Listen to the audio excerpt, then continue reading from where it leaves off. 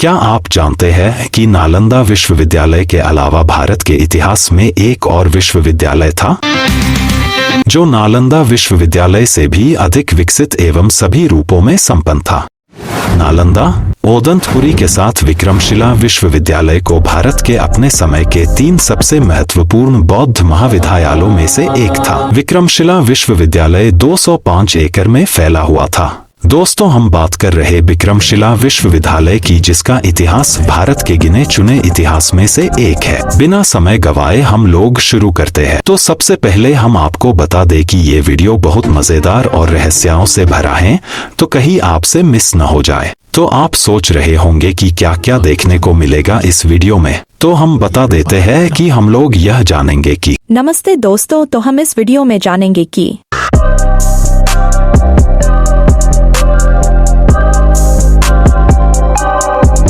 विक्रमशिला विश्वविद्यालय कब, कहाँ और क्यों बना, इसका विनाश किसने और क्यों किया, 2 इसको किसने बनवाया और इसका नाम विक्रमशिला ही क्यों पड़ा, 3 इसमें क्या क्या पढ़ाया जाता था और बहुत सी जानकारी मिलने वाली है।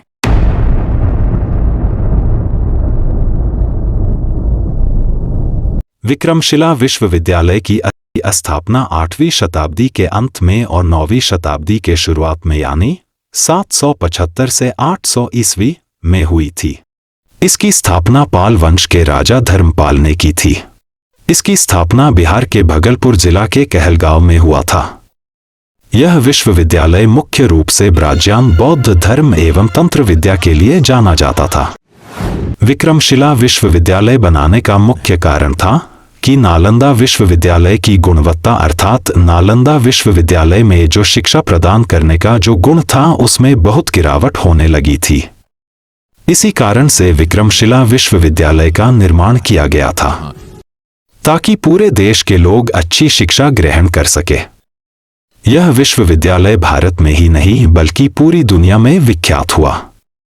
एशिया के कई देशों में जैसे कि तिब्बत, नेपाल, भूटान, चीन और दक्षिण पूर्व एशिया में भी विख्यात हुआ। अब आप सोच रहे होंगे कि आखिर क्या पढ़ाया जाता था इस विश्वविद्यालय में कि ये इतना विख्यात था। तो आइए जानते हैं। वैसे तो इस विश्वविद्यालय में बहुत कुछ के बारे में शिक्षा दिया जाता था। हम लोग एक एक करके सभी के बारे में जानेंगे। एक, बौद्ध धर्म के बारे में। इसमें तंत्र साधन, मंत्रों का ज्ञान, ध्यान और यौगिक क्रियाएं सिखाई जाती थी और बौद्ध दर्शन, अनुशासन का गहन अध्ययन कराया जाता था। 3, व्याकरण और भाषा शास्त्र। संस्कृत, पाली भाषा, पठन, लेखन, भाषा की शुद्धता का प्रशिक्षण और पाणिनि के व्याकरण एवं उसके ग्रंथों का अध्ययन कराया जाता था। ज्योतिषी और गणित में कोल विज्ञान, गणित के मूल सिद्धांत एवं अंक गणित और रेखा गणित। कला और साहित्य में कविता, नाटक, नृत्य, चित्रकला और विशेष रूप से बौद्ध कथाओं पर आधारित नाटक एवं रचना तैयार किया जाता था।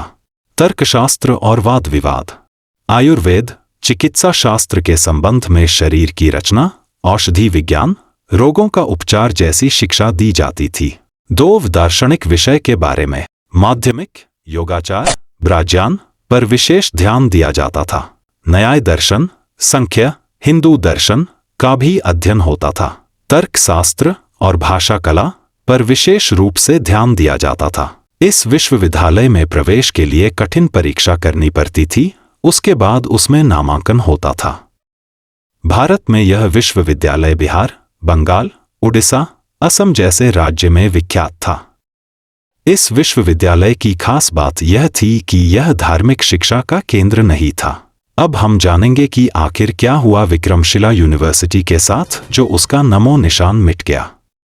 उससे पहले हम ये जान लेते हैं कि आखिर इतना विख्यात विश्वविद्यालय में पढ़कर कितने महान व्यक्ति बने। तो हम आपको बताना चाहेंगे कि अतिश, दीपांकर, श्रीज्ञान, जयानंद, कमलशील, शिलरक्षक, रक्षककार जैसे विद्वान इसी विश्वविद्यालय में पढ़े थे। अतिश, दीपांकर, श्रीज्ञान ये विक्रमशिला यूनिवर्सिटी के सबसे प्रसिद्ध और अंतर्राष्ट्रीय विख्यात विद्वान थे। इन्होंने बहुत सारी किताबों के ज्ञान में महारत हासिल किए, जैसे दार्शनिक तर्क, बौद्ध तंत्र, योगाचार और ब्रज्ञान। इन सभी विषयों में इनको महारत हासिल था। जिसके कारण इनको तिब्बत बुलाया गया, जहां उन्होंने बौद्ध धर्म के पुनर्द्वार में अहम भूमिका निभाई। फिर वहां लंपा परंपरा की शुरुआत की। इनकी एक रचना थी जिसका नाम बोधिपथ प्रदीप थी।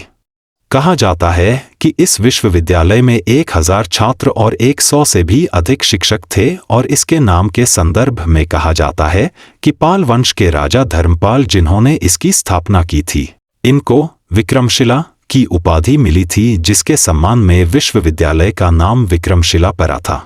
फिर अचानक एक दिन ऐसा आता है कि विक्रमशिला की चमकती हुई कथाएं इस तरह अंधेरे में गायब हो जाती है कि फिर वापस नहीं आती है। हाँ दोस्तों, यह घटना है 12वीं शताब्दी के अंत में लगभग 1193 ईस्वी की, जब एक तुर्क आक्रमणकारी जिसका नाम मोहम्मद बिन बख्तियार खिलजी था। मोहम्मद बिन बख्तियार खिलजी अफगानिस्तान का रहने वाला था, जो गौरी वंश के शासनकाल में भारत आया। उसका भारत आने का मकसद पूर्वी भारत के बिहार, बंगाल जैसे राज्य में इस्लामी शासन स्थापित करना था। उस समय भारत में नालंदा, विक्रमशिला, ओदंतपुरी जैसी महाविद्यालय थी जिसमें बौद्ध धर्म के बारे में शिक्षा दिया जाता था। इस्लामी शासन स्थापित करने में यह सबसे बड़ी बाधा थी। इसी कारण उन सभी ने सर्वप्रथम नालंदा, विक्रमशिला, ओदंतपुरी जैसी सभी बड़े बौद्ध शिक्षा केंद्र को अपना निशाना बनाया और फिर क्या अपने सेनाओं के साथ मिलकर विक्रमशिला विश्वविद्यालय पर अचानक से आक्रमण कर दिया और उस आक्रमण में सैकड़ों बौद्ध भिक्षुओं को मार दिया और बहुत को बंदी बनकर जबरदस्ती धर्म परिवर्तन कराया गया। उसी के साथ साथ उस विश्वविद्यालय के सभी पुस्तकालय, स्तूप, मंदिर को जला दिया गया, जिसमें हजारों पांडुलिपि, हाथ से लिखी हुई किताबें और सभी ग्रंथ जल के राख हो गया। इस तरह विक्रमशिला पूरे तरीके से नष्ट हो गया और फिर वह कभी नहीं उठ सका। इस तरह भारत में बौद्ध धर्म का पतन हो गया, परंतु तिब्बत और नेपाल में आज भी बौद्ध धर्म का परंपरा जिंदा है। तो दोस्तों, उम्मीद करता हूँ कि आपको ये वाली वीडियो अच्छी लगी होगी। अगर अच्छी लगी हो तो मेरे इस चैनल को सब्सक्राइब, लाइक और कमेंट जरूर करें ताकि और नई वीडियो हम आपके लिए ला सके।